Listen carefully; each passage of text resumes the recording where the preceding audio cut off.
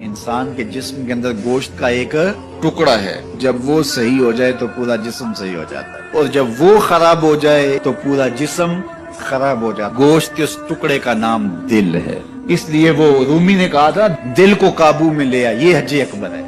وہاں تو پھیرے کاٹے لیکن تیرا دل کہیں اور تھا، تو کہا نہیں، دل بدست آور کے حج اکبر است، از ہزاراں کعبہ یک دل بہتر است۔ کہا کہ ہزار کعبے سے ایک دل بہتر ہے۔ کیوں؟ کعبہ بن گاہ خلیل اطہر است، کعبہ حضرت ابراہیم کی گزرگاہ ہے، دل گزرگاہ جلیل اکبر است، اور دل رب جلیل کی گزرگاہ ہے۔ اور اقبال بولا خود ہی کا نشیمن تیرے دل میں ہے۔ اتنی بڑی کائنات چھوٹے سے دل میں کیسے آ گئی؟ اقبال نے کہا میں بات دلیل سے کر رہا ہوں۔ خودی کا نشیمن تیرے دل میں ہے، فلک جس طرح آنکھ کے تل میں ہے، اس لیے اس کا کنٹرول کر لینا، اس کا قابو میں کرنا